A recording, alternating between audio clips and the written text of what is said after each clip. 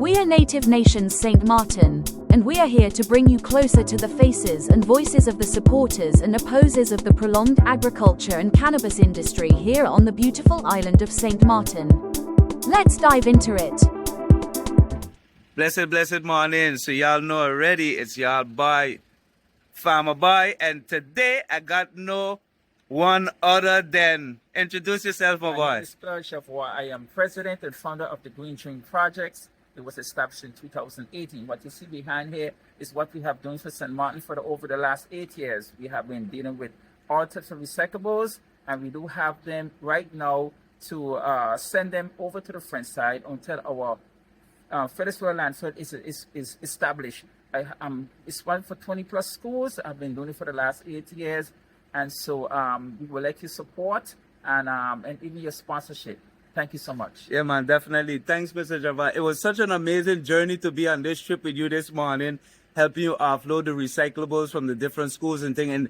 And it's so amazing to see such amazing work you have been doing with such minimum support. You know what I mean? And for me, it's like when I even went into the schools, the smaller schools this morning, I noticed something that touched me a little bit. I noticed the small kids separated a lot more the recyclables better than the students at like St. Maarten Academy, for example. When I saw the bins at St. Maarten Academy, I was like, Lord, man, they have garbage all mixed up with the tins and with the things. So which means there's a little more education needs to go behind of it for the older people. I think the youngsters have more fun checking like, okay, let's match the hole with the cans and the things. And then the older teenagers are more like, yeah, whatever, we just throwing it in the garbage. So I believe a little bit more education on that side in the high schools will go a long way continuously. But I was so heartfelt to see how the youngsters had it much more coordinated in their bins at the primary schools than the older schools. So I must congratulate you so forth, because just being on this trip 1-2 times with you has also made me see the significant impact that Green Dreams have been causing in our communities and on our island. And as you can see in the back there, this is just one bin full, and the container behind of us don't have so much stuff in it, and we still have so much more things to pick up. So I must commend you. On this same journey, like I explained to you a while ago, I've been busy with Native Nations, and we've been getting all the feedback, whether it's positive, whether it's negative, from open people in the community about the legalization of cannabis. Is that something, for example, that you support or oppose of? Well, I oppose anything that brings positive to St. Maarten. I support any companies that are dealing with sustainable matters, whether it's agriculture, whether it's from the STEM point of view, whether it's recycling, etc.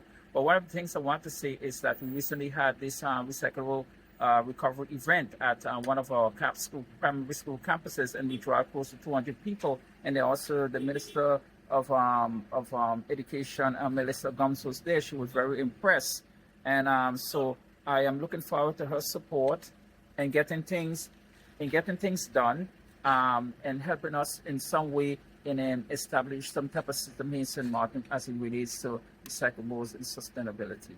I mean, definitely, and like I say, you see, like with Native Nations, and let's say with the future of the legalization of cannabis, imagine how much revenue. And you know, people sometimes sit down and think that cannabis is all about smoking, but that's just 10% of the economy. We're talking about textiles, papers, recyclables. Yeah. We're talking about clothing. We're talking about oil. We're talking about gas. So it's much more than just smoking. And this is what the awareness about. But imagine if we could create all those different sectors within the cannabis and agricultural industry, be able to generate so much more revenue. We can be able to do so much more even for the own recyclable local sector. Would that make sense to you or not?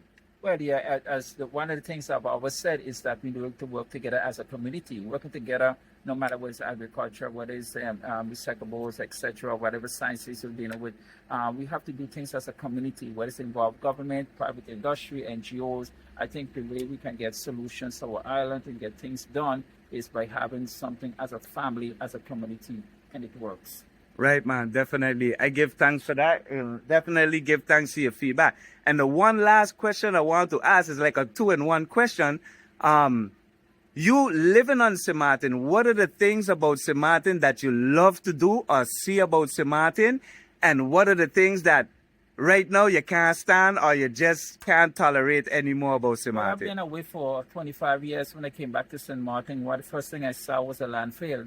And I was wondering what it was when I first spoke to my father. And when he said it was a landfill, I kind of was surprised because I've never seen a landfill in the middle of the city. So after Hurricane Irma in 2018, I decided to create this, 2017, I decided to create this program with Greenfield Projects. And it developed into a foundation, and it developed where I have my own website. And one of the things was to educate the students at a young age to create their own solutions in the future, as they will be the pioneers of St. Martin in the future. So my project is to help create the groundwork, as a lot of other NGOs have been doing, so our future students can be prepared and find solutions. One of the things I pictured in my mind without the Phillipsburg landfill being there was to have an area where we have bicycle lanes, running lanes, areas where we can fish, and we could describe and understand the studies of mangroves and all the other nature that surrounds the landfill itself, including the history of the salt pond.